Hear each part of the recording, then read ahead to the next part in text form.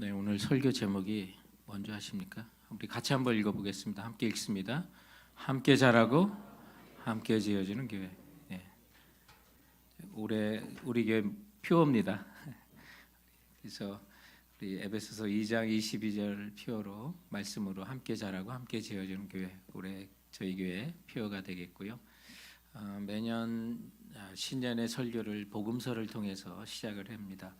그래서 다음 주일부터는 마가복음에 나타난 하나님 나라, 천국의 비유에 대해서 다루게 되는데 우리 첫 주일이기 때문에 올해 저희 교회의 표어를 먼저 생각하면서 이제 시작을 하고자 합니다. 에베소서는 교회가 어떤 모습이고 또 어떻게 되어야 하는지를 알려주는 교회에 대한 서신이 되겠고요. 구약 시대에는 그것이 일시적으로 감춰졌던 하나님의 계획 속의 비밀처럼 보여졌던 것인데 이제 그것이 나타난 것이 교회다, 이렇게 설명하는 것이 에베소서입니다. 그래서 에베소서 3장 9절과 10절 말씀에 보면 영원부터 만물을 창조하신 하나님 속에 감춰졌던 비밀의 경륜이 어떠한 것을 드러내게 하심이라, 이는 이제 교회로 말미암아 해서 그렇게 하나님께서 계획하셨던 비밀이 감춰졌던 건데, 또 예수 그리스도께서 부활 승천하시고 또 성령님을 인해서 이제 세상에 나타난 것이 교회다, 이렇게 설명을 하고 있습니다. 그런데 에베소서는 교회를 여러 가지 비유로 말합니다. 건물로도 비유하고 가족으로도 비유하고. 그래서 오늘 저희들이 읽었던 19절에는 하나님 나라로 표현하고 하나님의 권속으로 또 표현하고 있는 말씀이 있습니다. 그러므로 이제부터 너희는 외인도 아니요 나그네도 아니요 오직 성도들과 동일한 신민이요 하나님의 권속이라. 옛날에 많이 썼던 그 단어가 권속이라는 단어인데요. 쉽게 말하면 지붕 안에, 한 지붕 안에 들어온 사람들은 종이든 주인이든 나그네든 다 가족이다라고 하는 그런 뜻을 가지고 있습니다. 그래서 교회는 하나님의 가족으로 표현되기도 했고요. 또 교회라고 할 때는 우리가 암송했던 로마서 8장 15절에 있는 것처럼 우리가 다시 무서워하는 종의 영을 받지 않냐고 양자의 영을 받았으므로 하나님을 뭐라고 불러요? 아바 아버지라 부른다. 하나님을 아버지라고 모두가 부를 수 있다면 우리 형제 아니겠냐? 그래서 하나님의 가족으로 되었다고 이렇게 선언하고 있는데, 이런 교회는 완성품이 아니라는 거예요. 지어져 가고 있다는 거예요. 진행형인 교회라고 한 말씀을 합니다. 그래서 하나님이 거하실 처소가 되기 위하여 22절을 보면 예수 안에서 함께 지어져 가느니라, 가고 있는 거예요. 진행형이라는 교회를 우리가 먼저 머리에 들고서요. 그래서 올해 우리 교회에 예수 그리스도 안에서 한 몸으로 이루어 함께 지어져가는 교회로 자라기를 우리가 소망하면서 오늘 이 말씀을 우리가 찾아보고자 합니다. 먼저 우리가 생각할 것 첫 번째는요, 교회라고 하는 것은 보이는 교회가 있고 보이지 않는 교회가 있어요. 지역교회라고도 부르고 보이는 교회를, 또 보이지 않는 교회를 어려운 말로 유니버설 처치, 우주적인 교회다, 이렇게 부르는 교회가 있습니다. 그래서 많은 사람이 성경에는 교회를 건물로 지칭한 적은 한 번도 없습니다. 근데 우리가 건물로 지칭할 때가 많이 있잖아요. 신자든 불신자든 눈에 보이는 교회, 그래서 건물을 많이 보는데 정확하게 말하면 그 건물 안에 모여 있는 같은 고백을 가진 성도들의 무리가 바로 보이는 교회, 지역 교회입니다. 그래서 정말 예수 그리스도는 주는 그리스도시요 살아계신 하나님의 아들이십니다라는 고백을 같이 할 수 있는. 그래서 예수님께서 이 반석 위에 내 교회를 세운다고 그랬는데, 그런 고백을 같이 할 수 있고, 그리고 한 예식에 참여한, 우리가 한 침례를 받고 주님의 몸과 주님의 우리를 위해 흘리신 보혈을 우리가 기념하는 주의 만찬에 우리 함께 참여할 수 있는 자들이 정확히 말하면 보이는 교회입니다. 그리고 보이지 않는 교회, 우주적인 교회도 있어요. 그래서 예수 그리스도에 붙어서 함께 자라가는 모든 하나의 교회. 그래서 어떤 교단들은 교황이 중심으로 하나다, 이렇게 주장하는 그런 구교도 있습니다만은, 우리 교회는 예수 그리스도에 붙어가는 하나의 교회입니다. 그렇다면 나만이 아니라 내 이웃들도, 지금 함께 예배드리는 우리 북가주의 여러 교회들도 우리가 같은 교회입니다. 예수 그리스도 안에 하나 교회. 그렇다면 지금 시대만 그런 것이 아니라 2000년 동안 주님을 섬겨왔던 모든 과거의 성도들, 앞으로 믿을 모든 미래의 성도들 다 하나의 교회입니다. 이렇게 시대를 초월하고 지역을 초월한 모든 예수 안에 붙어있는 교회들을 보이지 않는 교회, 우주적인 교회라고 말합니다. 그래서 저희들이 오늘 다룰 에베소서 2장은 이 두 가지가 다 포함된 보이는 교회와 보이지 않는 우주적인 교회를 포함한 그 교회에 대한 개념을 우리에게 말씀하고 있다는 사실을 기억하시고, 자, 그런 가운데 우리가 또 배워야 될 두 번째 교훈이 있다면 그 교회는 예수 안에서 지어져 가는 교회다. 지금 지어져 가는 교회. 영적인 측면에서 먼저 우리가 생각하는 건데, 하나님께서는 우리가 예수 믿고도 여전히 죄성을 가지고 타락한 세상에서 어렵게 살 것을 아셨어요. 그래서 주님께서 감춰졌던 교회를 통해서 하나님 나라를 이뤄갈 계획을 갖고 계셨던 거예요. 그런데 이 교회는 예수 그리스도가 주인 되시고 머리가 되시고 자라갈 것을 말씀하고 있어요. 오늘 본문에도 모퉁이 돌이라고 하는 그런 표현들을 했는데, 그래서 교회라고 하는 건, 또 동산이라고 하는 우리 교회 소그룹의 그 공동체는 그리스도가 주인 되셔야만 하는, 교회의 주인은 주님이세요. 그리스도가 빠지면 교인이 아니에요. 두세 사람이 모인 곳에도 내 이름으로 모인 것이, 예수 이름으로 모인 것이, 그게 바로 교회가 되는 거예요. 손이라고 자랑할 수 있는 것은 몸에 붙어 있어야만 되는 거예요. 머리에 붙어 있어야만 그것이 생명력 있고 움직이는 거예요. 우리 몸은 각 지체들은 예수 그리스도라고 하는 머리에 붙어 있을 때 생명력 있고 자라갈 수 있는 것처럼, 교회는 그리스도에게 붙어 있을 때만 비로소 교회라고 할 수가 있다는 거예요. 근데 그곳에서 자라가고 있어요.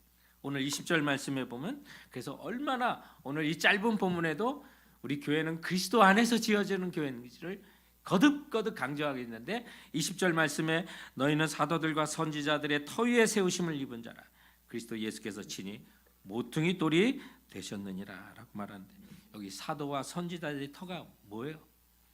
사도들과 선지자들이 전했던 게 뭐예요? 예수님의 12사도들이 전했던 게 뭐예요? 예수 그리스도의 복음 아니겠어요? 선지자들이 전했던 게 뭐예요? 구약의 선지자들이 전했던 건 오실 예수 그리스도였어요. 그래서 그들이 전한 모든 것의 터는 예수 그리스도예요. 이것을 단도직입적으로 선포한 것이 고린도전서 3장 11절 말씀이에요. 이 터는 곧 예수 그리스도이시니라. 우리에게 분명히 말하고 있어요. 교회라고 하는 건 그리스도 안에 서야 되는 거예요. 그리스도 위에 서야 되는 거예요. 또한 오늘 이 본문 말씀에 보면 모퉁이 돌이라는 표현을 했어요. 우리 구원받은 성도들이 예수 그리스도에게 붙어 있어서 자라갈 때 비로소 교회라고 하는데, 그런 의미에서 예수님을 모퉁이 돌이라고 그랬어요. 이 코너스톤이에요. 그런데 오늘날 우리가 코너스톤이라고 하는 건 머릿돌이라고 그래서 언제 지었다 뭐 이런 건데, 여기 우리 이스라엘의 건축 개념, 중동의 건축 개념과 우리의 건축 개념이 다른 거예요. 그래서 중동의 이 석조로 건물을 지어가는 그 당시에는 모퉁이 돌이 없으면 건물이 안 되는 거예요. 그것을 먼저 가져다 놓고 시작을 하는 거예요. 중심에 그 모퉁이 돌을, 그것도 코너스톤이라고 되는데, 정확한 말하면 이스라엘의 건축물은 가운데 돌을 놓고 옆에 벽에 건물을 이렇게 쌓아가는 거예요. 그래서 지진에 좀 약해요. 그래서 일찍 무너지기도 하는데, 그래서 모든 건물이 모퉁이 돌이 없으면 안 되는 거예요. 그래서 그 주춧돌을 갖다 놓고 거기에다 집을 세워놨던 그 문화 속에서 오늘 이 말씀을 하는 거예요. 콘크리트로 집을 짓던 우리 오늘의 시대가 아니라 모퉁이 돌이 없으면 집을 짓지 못하는 시대. 예수 그리스도께서는 모퉁이 돌이 되셨다는 거예요. 그분이 없으면 교회가 아니라는 거예요. 그래서 그 모퉁이 돌의 규모와 모양에 따라, 형태에 따라서 건물의 모양이 결정되는 거예요. 모퉁이 돌의 좌우에 돌들이 쌓여가고, 그것이 그리스도인들로 표현하고 있는 거예요. 그래서 우리 그리스도인들이 서로 연결되어 하나님의 성전이 되어가고, 21절에도 보면 그의 안에서, 그의 안에가 누구예요? 예수 그리스도 안이에요. 주 안에서 성전이 되어가고, 거듭거듭 예수 그리스도가 머리 되신다는 것을 표현하고 있어요. 예수 안에서 지어져가는 것이 교회라고 말하고 있어요. 그러다가 22절에 예수 안에서 함께 지어져 가느니라. 철저하게 그리스도의 중심의 교회가 반드시 교회라고 부를 수 있다라는 사실을 우리에게 말씀하고 있는 거예요. 그런데 오늘 이 말씀에 보니까 우리 성도들은 이 세상에서 교회 생활도 하고 우리 성도들이 함께 모여 교회로 자라가지만, 여전히 우리 안에는 부패성이 지니고 있고, 또 세상으로부터, 공중으로부터, 또 내 안으로부터 잔존하는 죄의 영향을 갖고 있기 때문에 우리가 함께 자라가고 성령 안에서 함께 순결해져가는, 엄밀히 말하면 지어져가는, 그래서 완성형이 아닌 교회라고 하는 그 표현을 하는 거예요. 그래서 공사 중인 교회인이라는 사실을 먼저 인정하셔야 돼요. 내가 완벽하지 못합니다. 우리 성도들과 함께 살아가는 예수 안에서 함께 지어져가는 교회는요, 내가 완벽하지 못합니다. 여러분 자신이 순수하게 고백을 하셔야 돼요. 그렇지 않고 나는 완전하고 너만 바꾸면 돼, 여러분 그렇게 생각하지 마시고, 그렇게 마음도 쓰지 마시고, 나 공사 중입니다 선포하세요. 예? 내가 공사 중입니다. 그래서 공사 중인데 가면 우리 사인판이 있잖아요. 불편을 드려 대단히 죄송합니다. 예. 우리가 지어져가는 공사 중인 성도들이기 때문에, 예, 지금 선언합시다. 옆에 분과 한번 인사하시기 바랍니다. 다음과 같이 따라하세요. 공사 중 불편을 드려 죄송합니다 하세요. 공사 중 불편을 드려 죄송합니다. 한 번 더 따라하세요. 올해 점점 좋아질 겁니다. 올해 점점 좋아질 겁니다. 예, 선언하세요. 가끔 교인들 보면 이게 자기가 준공 검사하는 검사관처럼 역할하는 분이 있어요. 우리 다 지어진 거 아닙니다. 그런데 이 건물 다 지은 다음에 준공 검사하는 사람처럼 여기저기 살피고 자기가 판단하는 사람인데, 그거 진짜 교인은 아닌 것 같습니다. 우리 교인들은 우리가 공사 중이라는 사실을 인정해야 돼. 올해 점점 좋아질 겁니다. 그런데 공사 중인 데는 조심할 게 있어요. 낙석주의가 있어요. 가끔 위에서 돌이 떨어지니까 조심하라고 하는 그 사인이 있어요. 올 한해 우리가 함께 자라고 함께 지어져 가다 보면 공사 중인 교회 안에는 성도 여러분 예상하시기 바랍니다. 낙석주의하세요. 어디서 떨어질지 모르는 떨어지는 것이 있어요. 예상치 못한 어려움이 찾아올 수 있다는 게. 그러나 이런 낙석에도요, 안전모를 쓰는 것처럼 우리 성도들이 구원의 투구를 쓰고요, 말씀의 투구를 쓰고, 오늘 공사적인 우리 관계 속에서 부스러기와 같은 떨어질 수 있는 그 돌이 있다는 사실 기억하고 말씀의 투구를 좀 쓰기 원합니다. 그래서 우리가 예수 안에 지어져가는 교회인데, 오늘 예수 안에 지어져가는 교회, 오늘 말씀해 보니까 기억해야 될 세 가지 말씀의 안전모가 있어요. 첫 번째는 뭐냐면 우리 모두 함께 지어져 간다는 거예요. 나만이 아니라 저 사람만이 아니라 우리 함께 지어져 간다. 그래서 22절에 보면 예수 안에서, 그의 안에서 건물마다 서로 연결하여 함께 지어져 가느니라. 서로 연결돼서 함께 지어져 가는. 나 혼자 예수님께 접붙임 받은 것이 아니라 내가 예수님께 접붙임을 받았을 때는 다른 지체들도 예수님과 함께 접붙여져 있다는 사실을 기억하셔야 돼요. 그래서 지금 옆에 있는 성도들이 나와는 나눌 수 없는 영적인 한 몸이 되었음을 인정하셔야 돼요. 그런데 그분들은요, 혈육을 나눈 형제 자매들이라 할지라도 예수 믿지 않는 사람은 영원히 함께할 수 있는 사람이 아니에요. 그런데 예수 그리스도께 접붙이신 바는 내 옆에 있는 지금 그분들이, 한번 얼굴을 보세요. 좌우에. 바로 그분들이 이 시간만 아니라 미래 영원한 나라까지도 운명을 같이 할 우리 함께 공동체라는 사실을 믿으시기 바랍니다. 그래서 그리스도인들의 구원은 교회론적 구원이고 교회를 통한 구원이라고 말하는 것이 그 이유예요. 예수 그리스도께 함께 구원을 이뤄가는 것. 우리 이 사실을 생각하다면 오늘 본문에 함께라는 말, 그리고 서로라는 거 너무나도 중요한 거예요. 함께 서로, 이 개념을 잃어버리면 교회가 아니에요. 개인적으로 예수 믿는 것 같지만 아니에요. 우리가 예수 믿는 순간부터 우리는 하나님의 가족의 일원이 된 거예요. 대가족의 일원이 된 거예요. 홀로 있으면 성숙이 어려워요. 완성되기가 힘들어요.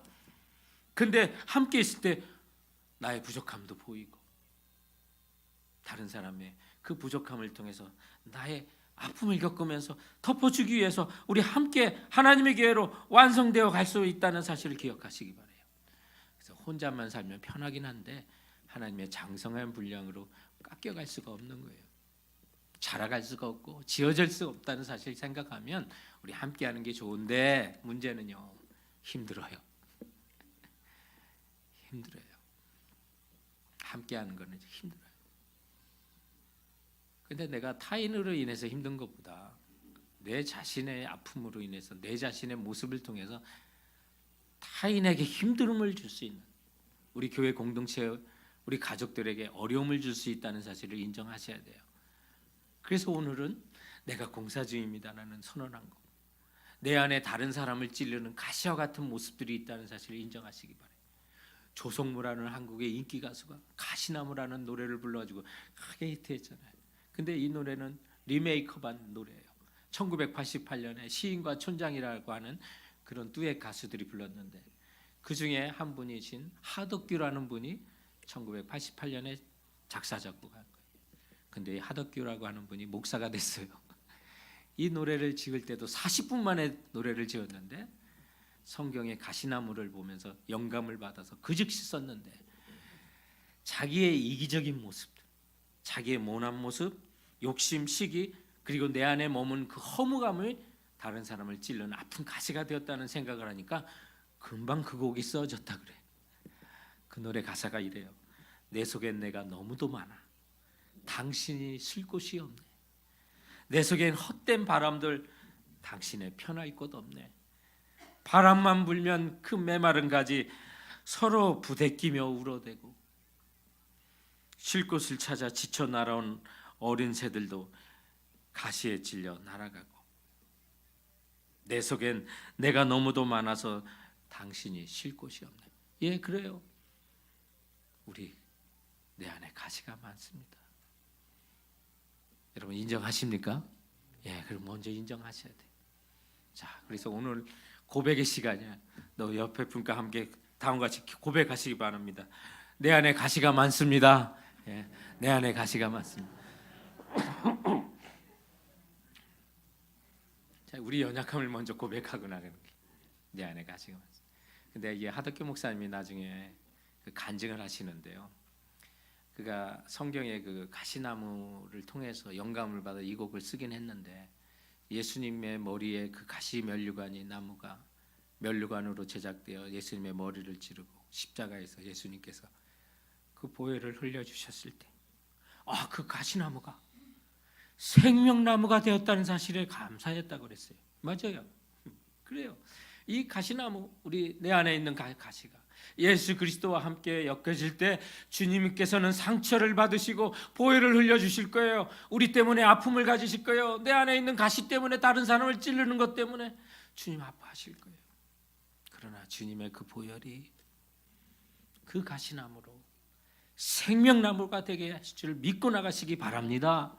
그래서 오늘 우리가 내 안에 가시가 있지만 내가 안에 가시로 말미암아 예수 그리스도를 치를 때 주님의 보혈이 그 가시나무 같은 나에게 달 때 이제는 가시가 아니라 주님 생명나무가 되기 원합니다. 그래서 우리가 함께 우리가 자라고 함께 지어지는 교회가 되길 바랍니다. 그래서 오늘 또 우리가 예수 그리스도 안에 지어져 가는 교회인데 우리 모두 함께 또한 두 번째로는 성령 안에서라고 하는 말씀을 기억하시기 바랍니다. 성령 안에서 하나님이 거하실 처소가 되게 하여 예수 그리스도 안에서 함께 지어져 가느니라. 성령 안에서 우리가 가시 있는 거 인정했어요. 예, 근데 성령님은요 우리의 가시를 무디게 갈고 계시는 분이세요. 나의 인격을 갈고 나의 환경을 갈아서 그래서 우리 공동체가 성령 안에서 순종하고 성령이 거하시는 거룩한 존재가 되기 위해서 그분이 기뻐하시는 삶을 살다 보면 성령이 거하시려면 거룩해야 돼요. 내가 죄가 있으면 안 돼요. 성령님은 죄를 태우시는 분이에요. 그래서 함께 죄를 고백하기도 하고요. 성령님은 또 어떻게 기뻐하시냐? 말씀에 순종할 때 기뻐하세요. 우리가 주님 앞에 순종하고 주님의 말씀에 성령님 말씀에 순종하기 원합니다. 그런데 마귀라고 하는 영은요 우리에 있는 가시를 더 날카롭게 갈아줘요. 삐죽하게 다른 사람을 더 아프도록 더 날카롭게 깎아주는 역할을 하고요. 분열의 영이에요. 그래서 그 사이에 서로 다툴 수 있는 요소들을 순간순간 그래서 우리가 성령 충만하지 않고 또 성령에서 함께 지어져가는 교회라는 사실을 인정하지 않을 때는요 분열이 자꾸 있어요. 싸움이 있어요. 다툼이 있어요. 저 사람에게 저렇게 날카로운 부분이 있나 싶을 정도로요 가시가 더 날카로워요. 그래서 우리는 함께 우리가 자라고 함께 지어질 때 성령 안에서 지어집시다. 주님 나의 모난 부분을 갈아주세요. 주님은 또 사랑의 영이시지 않습니까? 사랑하게 해주세요. 우리 성령님이 어느 곳에 거하시는지 정말 어느 곳에 기뻐하시는지 우리 아시지 않습니까? 우리 죄를 주님께 자백하면 성령님은 불과 같은 역사로 우리의 죄를 태우시는 분이시기 때문에 여러분 성령 충만하시도록 우리 공동체가 충만해지도록 간구하고 나가시는 우리 모두가 되길 주님의 이름으로 축원드립니다. 그리고 예수 그리스도와 함께 자라갈 때 또 어떤 교회로 자라요? 하나님의 처소로 지어져 간다라고 말씀합니다. 하나님의 처소. 여기 dwelling place라고 하나님이 거하시는 것. 이게 물리적인 장소가 아니라 어떤 상태를 얘기해요. 하나님이 좋아하시는 어떤 상태. 그게 하나님의 처소예요. 언어적인 공부를 하고. 그래서 우리는 이것이 하나님이 거하시는 여기 여기 저기 있다가 아니에요. 하나님 나라는 여기 있다 저기 있다가 아니에요. 어떤 상태, 의와 평강과 기쁨, 희락이 있는 어떤 그런 상태. 그래서 여기서 하나님이 거하실 처소도 그거예요. 어떤 상태예요. 우리 성도들이 흠없고 정결하며 거룩한 영에 충만하여 하나님을 예배하고 진리에 대한 순종하는 모습을 보일 때 그것이 하나님이 거하시는 처소예요. 이게 교회라고 하는 뜻을 갖고 있는 하나님의 처소의 온전한 또 의미가 되고 있는 거예요. 그래서 이런 교회는 손으로 짓는 교회가 아니에요. 손으로 지은 성전이 아니라 성도들이 그런 모습으로 자라가고 성장해 갈 때 거기 하나님 기뻐하시고 거하시는 바로 그런 것이 하나님의 처소로서의 교회가 되는 거예요. 그런데 구약에 있는 모든 율법이 오늘 신약 시대에 살아가는 우리들에게 다 교훈이 되고 의미를 제공해요. 그래서 율법이 필요한 거예요. 근데 구약에 하나님이 거하시는 그 성소, 하나님이 거하시는 지성소 특징이 있어요. 그런 지성소를 지을 때, 제단을 지을 때, 성소를 지을 때 보면 어떤 말씀을 하시냐면 쇠 연장으로 다듬지 않은 자연석으로 그 단을 쌓으라고 하세요. 어디에 그런 말씀이 있냐? 신명기 27장 5절과 여호수아 8장 3절에 보면 그것은 주님께서 우리를 위하여서 하신 구원의 모든 그 은혜는 사람의 손이 닿지 않는 그저 아멘으로 감사합니다라고 믿음으로 받아야만 한다는 의미가 있고요. 또 하나님이 거하시는 처소는요, 인간적인 생각 같지 아니하고 자연석 그대로 있는 그대로 끼워 맞추라는 얘기. 우리 하나님이 거하실 처소가 되게 하여 우리 형제 자매들 이렇게 보면 때로는 이기적인 생각을 가지고 내가 형제 자매를 볼 때가 있는데 여러분 그렇지? 하나님이 거하시려면 있는 그대로 받아들이세요. 바꾸서도 하나님 바꾸시는 거죠. 내가 바꾸려고 하면 안 돼요. 내 자신부터 바꿔주면 돼요. 나도 있는 모습 그대로 덕근하고요. 감추려고 하고 또 어떤 덧붙이려고 할 필요도 없어요. 우리 성도들 함께 모이는 그 다양한 우리 성도들의 그 교회들 보면 얼마나 다양한 배경이 있어요. 성격도 다양하고 경험도 기질도요. 어떤 일에 대한 같은 일에 대한 관점과 생각이 너무나도 달라요. 이해하고 반응도 너무나 달라요. 은사도 달라요. 그래서 때로는 절망스럽기도 해요. 정말 어려운 일이에요. 그런데 보세요. 자연석이 있는 그대로 서로 맞춰질 때 아름다운 거예요. 옛날 우리 한국의 돌담들이 다 그래서 아름다운 거고요. 돌계단이 그래서 아름다운 거예요. 하나님 기뻐 받으시는 하나님의 처소는요, 우리 상대방이 있는 것 그대로 우리가 서로 받으면 돼요. 튀어나오는 돌이 있다면 들어간 돌로 맞추면 되는 거예요. 다른 사람의 모난 부분이 있다면 나의 들어간 부분으로 맞춰주면 되는 거예요. 이게 교회예요. 올 한 해 성도 여러분, 우리 함께 자라가고 함께 지어져 가는 교회예요. 우리 형제자매 성령님이 고쳐주시길 바라고요. 내가 고칠 거 없어요. 있는 그대로 받으시기 바랍니다. 부족한 부분이 있으면 여러분이 맞춰주세요.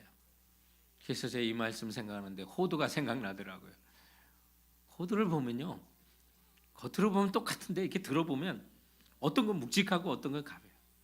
근데 가벼운 호두를 깨보면 그 모양 알맹이가 껍질의 모양대로 자라지 않으려고 그 안에 쪼그러져 있는 모습이 있어요. 먹을 것도 없어요. 그런데 묵직한 호두를 까보면요, 그 호두의 속의 알맹이가 껍질의 형태의 모양에 따라서 꽉 차게 자라고요. 아마 더 자랄 수도 있었을 것 같아요. 그런데 그 모양의 껍질의 모양에 맞춰서 최대한 자란 그 모습을 보며 하나님 원하시는 올해 여러분의 우리 성도들이 바로 그런 모습이 되기를 원합니다. 우리 형제자매들의 그 모양의 형태에 따라서 거기까지만 자라주세요. 있는 모습에 따라서 맞춰주시기 바랍니다. 아멘. 그래서 받아주시고요. 지금까지는 내가 공사 중입니다. 불편을 드려 죄송합니다. 내 안에 가시가 있습니다. 고백했는데 이제는 새해 소망을 담아서 한번 인사하시기 바랍니다. 꽉 찬 사람이 되겠습니다 하고 인사하시기 바랍니다. 예, 옆에 있는 분한테 꽉 찬 사람이 되겠습니다. 성도들의 모습에 따라서 그냥 꽉 차주시면 돼요. 판단할 것도 없어요.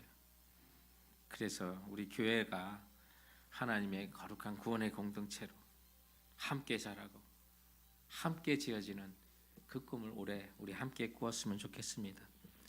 이제 오늘 이 말씀 앞에 우리가 어떤 마음을 가지고 살아야 되는지를 생각해 봅시다.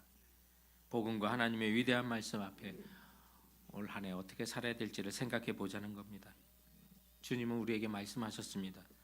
육체를 따라 육체를 위해 사는 자는 육체로부터 썩어질 것을 거둘 것이요 또한 어떤 사람은 그리스도를 위하여 생명을 거둘 것이라고 말씀하셨습니다. 올 한 해 우리가 생명을 거둬야 되지 않겠습니까? 가시나무인 우리가 생명의 나무가 좀 되었으면 합니다. 그래서 우리 생명 살아있는 날 동안 뜨거운 마음으로 주님의 참된 교회를 사랑하고요, 예수 그리스도와 함께 지체되는 우리 건물과 같은 우리 지체들을 나의 핏줄처럼 여기며 함께 그리스도의 온전한 몸을 이뤄갈 수 있는 새해가 되시길 주님의 이름으로 축원드립니다. 우리 지난주에도 우리 선한 능력이라고 하는 찬양을 불렀는데요, 오늘도 우리가 선한 능력이라고 하는 찬양을 부르고 마치려고 해요. 그런데 지난주일에 불렀던 노래와 가사가 달라요. 다른 분이 썼나? 아니에요, 같은 분이 썼어요. 보네포라고 하는 목사님이 썼는데, 지난주 불렀던 선한 능력이라는 노래는요, 성탄절에 약혼자에게 감옥에서 쓴 편지였다면, 그리고 5, 6일 뒤에 1944년에 12월 마지막 날에 함께 감옥에 갇혔던 성도들에게 썼던 글이 오늘 이 시간 우리가 부르는 선한 능력이라는 그 찬양입니다. 우리 보네포 목사님 베를린에 저 무덤이 있는데요, 1945년 4월 9일에 교수형을 당하셔서 숨지셨습니다. 천재적인 신학자예요. 21살에 박사학위를 받으시고 24살부터 신학교 교수로서 강의를 하셨고요, 미국의 신학교에서 초청을 받아 유니온 신학교에서 티칭을 하셨던 교수였는데, 조국인 독일이 유대인들을 학살하고 세계에 억압을 주고 있다는 소식에 특히 루터교회가 히틀러를 찬양하고 동조하고 있다는 사실에 의문을 가지시고 독일로 귀국하신 분이에요. 홀로 항거하시다가 믿음의 동역자들을 붙여주시고 끝끝내 히틀러 암살을 계획하시다가 잡히셔서 형장의 이슬로 사라지셨어요. 돌아가시고 2주 뒤에 보네포 목사님이 갇혔던 그 감옥이 미국에 의해서 해방이 되었고, 일주일 뒤에 히틀러의 자살로 세계 2차 세계 대전이 막을 내립니다.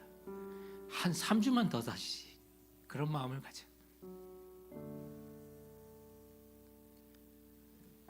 그 감옥 안에서 새해를 맞이하는 1944년 12월 마지막 날에 하나님의 선한 힘이 우리들을 감싸며 주 안에 평안을 누린다고 이야기하고, 우리 함께 걸어왔으니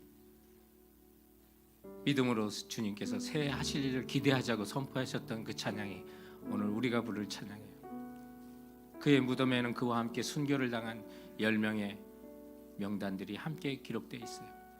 그리고 거기에 다음과 같이 쓰고 있어요. 1945년 전쟁의 마지막 몇 주간 동안 많은 희생자들이 이곳에 잠들었다고요.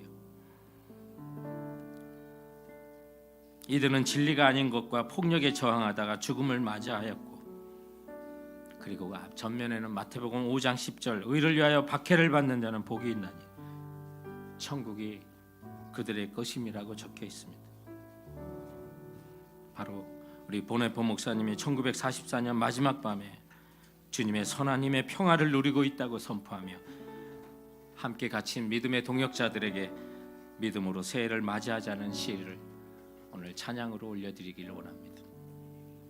그 선한 힘에 고요히 감싸여 그 놀라운 평화를 누리며 나 그대들과 함께 걸어가네, 나 그대들과 함께 한 해를 여네.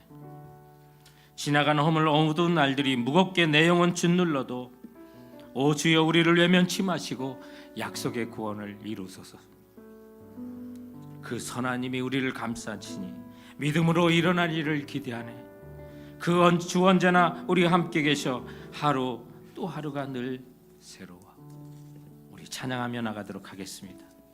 같이 찬양.